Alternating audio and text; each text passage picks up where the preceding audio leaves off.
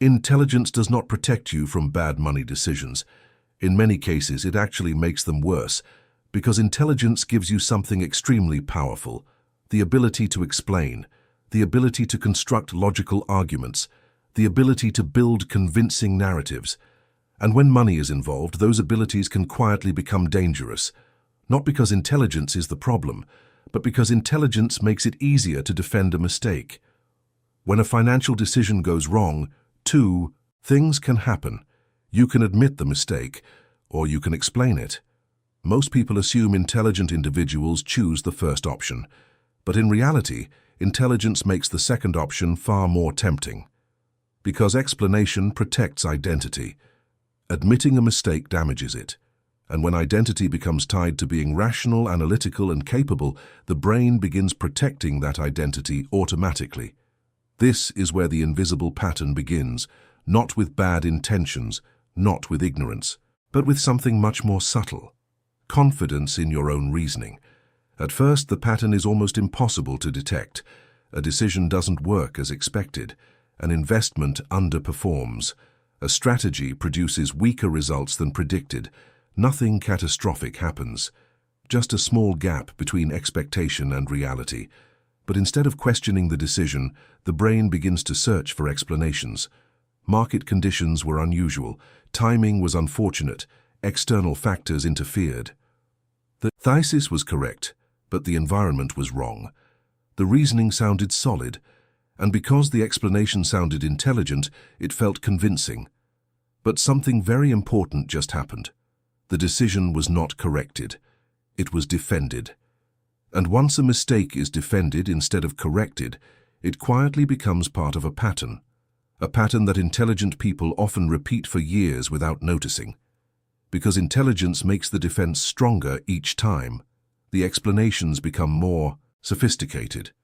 The arguments become more convincing, and the distance between reality and behavior slowly grows. The dangerous part is that nothing feels irrational. Everything feels logical, which means the correction signal never fully activates. And without correction, patterns persist, not for weeks, not for months, but sometimes for decades. The uncomfortable truth is this: financial failure rarely comes from a lack of intelligence. It often comes from something far more dangerous: the ability to protect your decisions from reality. Most people believe bad financial decisions come from a lack of knowledge. That assumption feels intuitive. If someone struggles with money, the natural explanation is simple. They didn't understand something. They lacked financial education. They didn't study investing. They never learned how money compounds. So the obvious solution becomes more information. Read more books, watch more videos, learn more strategies. But if knowledge alone solved financial problems, the most educated people would always be the most financially successful. And reality doesn't support that idea. There are engineers who understand complex systems but struggle with personal finance. There are analysts who can model markets yet repeatedly make poor investment choices. There are professionals with advanced degrees who work hard for decades and still feel financially stuck. The problem is not a lack of intelligence. The problem is how intelligence interacts with ego. Because intelligence does something very specific inside the human brain. It increases your ability to justify your decisions. When a decision works, intelligence feels validated. But when a decision fails, intelligence does not automatically produce correction. It produces explanation. The brain begins building a story that protects the original reasoning. Maybe the investment needs more time. Maybe the market simply hasn't recognized the opportunity yet. Maybe the economic cycle hasn't aligned with the strategy. Each explanation reduces discomfort, and the more sophisticated the explanation becomes, the less urgent correction feels. This is how intelligent people accidentally create financial inertia, not because they refuse to change, but because they always have one more explanation to test before admitting the decision might have been wrong. The brain experiences this process as rational thinking, but from the outside, the pattern looks very different. Time passes. Capital remains stuck. Results fail to improve, yet the strategy continues because intelligent reasoning keeps defending it. Over time, this process slowly disconnects behavior from outcomes. Instead of letting results guide decisions, explanations begin guiding them.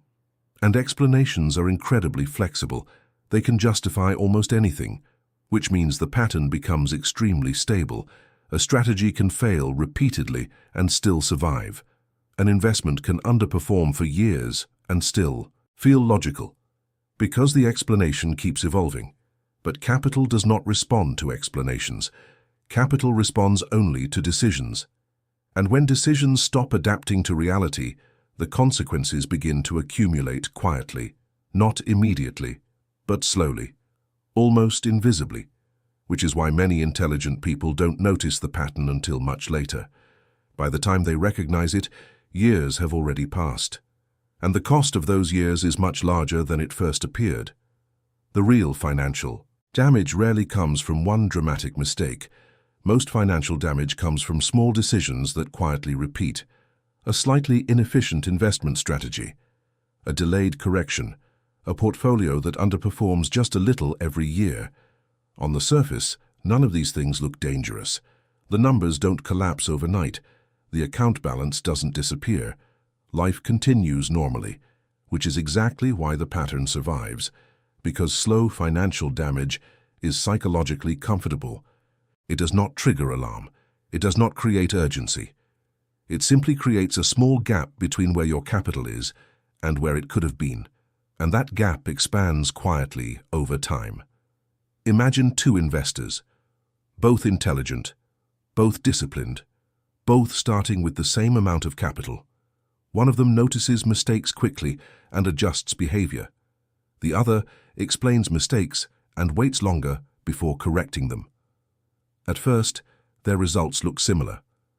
After 1 year, the difference is small. After 3 years, the difference becomes visible. After 10 years, the difference becomes enormous, not because one person worked harder, not because one person was smarter, but because one person allowed reality to override identity faster. Financial growth is extremely sensitive to behavioral delay. Every year that a mistake remains uncorrected quietly compounds its cost. And intelligent people often extend that delay without realizing it, because explanation creates patience. The brain says, "This decision still makes sense. Give it more time.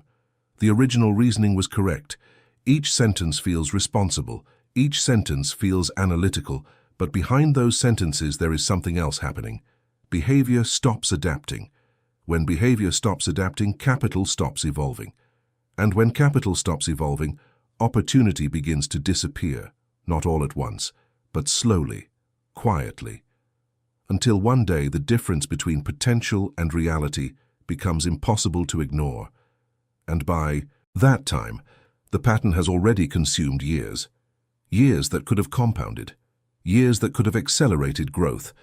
Years that instead remained trapped inside explanations. This is why the pattern is so dangerous. It does not feel like failure.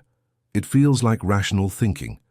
What makes this pattern especially dangerous is that it operates quietly inside the relationship between identity and decision-making.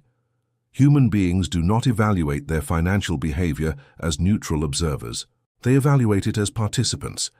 And when your identity includes being intelligent, analytical, and rational, financial decisions stop being just decisions. They become reflections of who you are. This changes the way mistakes are processed. If a decision fails, the brain does not simply register a financial outcome. It registers a psychological threat, because admitting the mistake implies something deeper. It implies that your reasoning was flawed, that your judgment was incomplete, that your understanding might not have been as strong as you believed. For someone who does not tie identity to intelligence, this is uncomfortable but manageable. But for someone whose self-image is built around being capable and rational, the pressure is much stronger. So the brain instinctively begins protecting that identity, and it does so with an incredibly powerful tool: narrative construction. The mind begins building a story that allows both things to remain true at the same time. The decision must still be logical, and the results must still make sense. So the explanation evolves. The timing was simply wrong. The market has not corrected yet. External forces interfered with the outcome. Other investors simply haven't recognized the opportunity. Each narrative protects the same underlying assumption: the original decision was still intelligent. But something subtle happens during this process. The longer a narrative survives, the harder it becomes to abandon it. Because abandoning the narrative requires admitting that the explanation itself was wrong. And now the brain is defending two things at once: the original decision and the story that justified it. This creates a kind of psychological inertia, not intellectual inertia, psychological inertia. A resistance to behavioral change that has nothing to do with data and everything to do with identity preservation. At this point, the financial decision is no longer just a strategy. It becomes a personal position, a statement about your thinking, which means changing it feels like retreat. Selling the investment feels like defeat. Adjusting the strategy feels like surrender. So the mind does what it does best. It waits. It searches for more information. It hopes the future will eventually validate the past. And while the brain protects identity, something else continues moving: time. And time quietly multiplies the cost of hesitation, because capital compounds whether decisions are correct or not. But when behavior refuses to adapt, what compounds is not growth. What compounds is delay. There is another layer to this pattern that most people never notice. The moment a financial decision becomes public, even if only to yourself, it begins to attach itself to your personal narrative. You remember why you made the decision. You remember the reasoning behind it. You remember the confidence you felt when you chose it. And once those memories exist, the brain starts protecting them. Because reversing the decision doesn't only require changing behavior, it requires rewriting the story you already told yourself. And rewriting that story is psychologically expensive. It forces you to admit that the reasoning you trusted was incomplete, that the confidence you felt was premature, that the narrative you believed about your own judgment might have been exaggerated. So, instead of rewriting the story, the brain edits reality. It adjusts the interpretation of events to keep the original story intact. A weak quarter becomes temporary noise. A declining investment becomes a long-term play. A bad entry point becomes a misunderstood opportunity. The explanation keeps evolving, and every new explanation makes the original decision harder to abandon. This is why intelligent people often stay loyal to financial ideas long after those ideas stop working. Not because they cannot see the data, but because the data conflicts with the narrative they already accepted. And once narrative and identity merge, logic becomes surprisingly flexible. Evidence becomes negotiable. Time becomes an ally of the explanation rather than a signal for correction. Years can pass inside this loop. The strategy remains. The explanation grows. The results stagnate. And because the stagnation happens gradually, it rarely triggers a dramatic moment of realization. There is no single day when everything collapses. Instead, there is a quiet accumulation of lost opportunity, investments that could have been adjusted earlier, strategies that could have evolved faster, capital that could have compounded more efficiently. But opportunity cost is invisible. You cannot see the wealth that might have existed. You can only see the capital that remains, which makes the pattern extremely difficult to detect while it is happening. From the inside, everything still feels reasonable. Every decision still feels defensible. Every explanation still feels logical. And that is precisely why the pattern survives. Because the brain is not trying to deceive you. It is trying to protect you. Protect your sense of competence. Protect your belief in your own reasoning. Protect the identity that tells you that you are intelligent enough to understand what you are doing. But financial markets do not respond to identity. They respond to behavior. And behavior that refuses to adapt eventually pays a price. Not immediately, but inevitably. At this point, the pattern becomes something deeper than simple decision-making. It becomes financial inertia. Inertia is not the absence of movement. It is the resistance to changing direction. And in finance, direction matters far more than motion. Many intelligent people are constantly doing something with money, reading reports, analyzing markets, researching strategies, adjusting minor details. From the outside, this looks like active financial management, but activity is not the same as adaptation. You can be extremely active while still protecting the same underlying mistake, because the brain focuses on adjustments that do not threaten the original idea. You rebalance slightly, you gather more information, you wait for confirmation, but the core decision remains untouched. The investment stays, the strategy survives, the narrative continues. And the longer the pattern survives, the more difficult it becomes to interrupt it, because now there is another psychological force involved: time commitment. The longer you hold a position, the harder it becomes to abandon it. Not because the decision becomes better, but because abandoning it forces you to confront how long it has been wrong. If you correct the mistake early, the cost feels manageable. If you correct it after 5 years, the emotional cost feels much larger. So the brain begins protecting something else, not the decision itself, but the time already invested in defending it. This creates a dangerous escalation. Instead of asking, "Is this still the right decision?" the brain begins asking a different question. After everything I have invested into this decision, can I really abandon it now? And once that question appears, rational evaluation becomes extremely difficult, because now the past is influencing the future. Past reasoning, past explanations, past confidence. All of it begins pushing the same direction. Stay consistent, stay committed, stay loyal to the original logic. But capital does not reward loyalty to past decisions. Capital rewards alignment with present, reality. And the longer the mind delays that alignment, the more expensive the delay becomes, not because the market is hostile, but because compounding is extremely sensitive to direction. A small misalignment maintained for years produces an enormous difference over time, which means financial inertia can quietly become one of the most expensive patterns an intelligent person ever experiences. Not dramatic, not visible, but incredibly persistent. Eventually, something strange begins to happen. The results start telling a different story than the one you believe. Your income may increase, your knowledge may expand, your understanding of financial systems may improve, and yet your capital does not seem to accelerate at the same pace. It grows, but slower than expected. Or it remains stable when you thought it should be expanding. At first, this does not feel alarming, because intelligent people are extremely good at explaining gradual outcomes. Maybe the market cycle is slow, maybe the strategy simply requires patience. Maybe the next phase will validate the earlier decisions. The explanations continue. But behind the explanations, there is a quiet signal that most people ignore. The signal is not dramatic. It does not appear as a sudden financial crisis. It appears as a persistent gap, the gap between effort and outcome. You work hard, you think carefully, you make deliberate decisions, yet the results feel smaller than they should. Not catastrophic, just underwhelming. This is the moment when the invisible pattern is closest to being discovered, because the gap between expectation and reality becomes large enough to notice.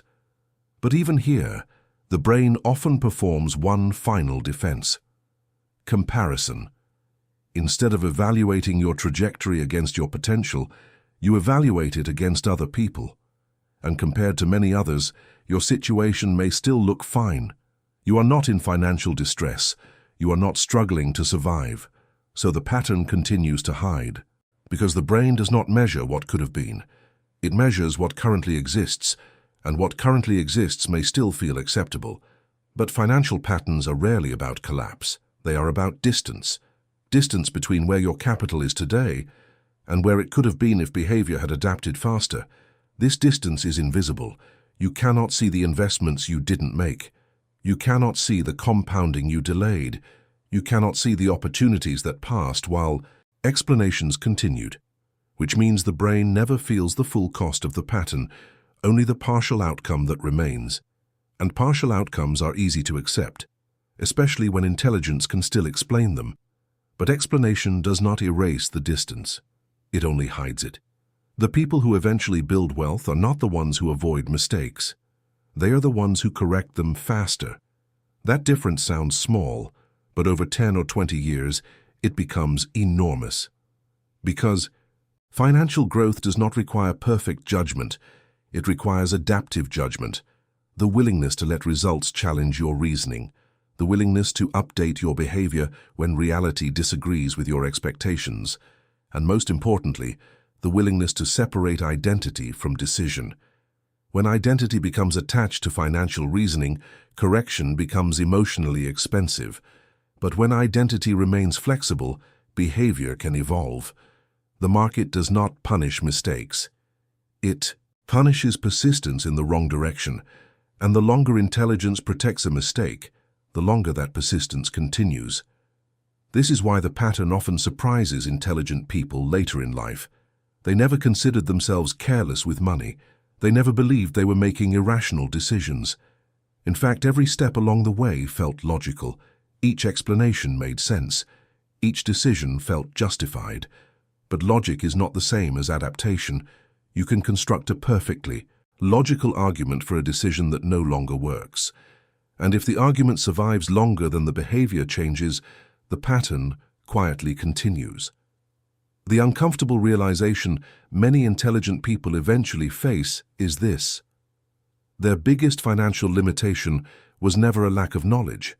It was the ability to defend their decisions too well. The explanations were convincing. The reasoning sounded intelligent, but the behavior remained unchanged, and capital responds only to behavior, not to explanations. The investors, entrepreneurs, and professionals who build long-term wealth share a psychological advantage that has nothing to do with intelligence. They detach ego from decision. When the data contradicts their strategy, they adjust. When results reveal a flaw, they redesign the behavior. They do not protect the original reasoning. They protect the outcome, because wealth compounds where behavior evolves, not where identity defends itself. And once you understand this pattern, something important becomes clear. Financial intelligence is not the ability to explain your decisions. Financial intelligence is the ability to change them, even when your ego would prefer not to, because the moment reality becomes more important than being right. Compounding finally begins working in your favor, and when that shift happens early enough, the difference is not subtle. It becomes the difference between decades of slow progress and decades of accelerating growth. The difference between defending decisions and designing wealth.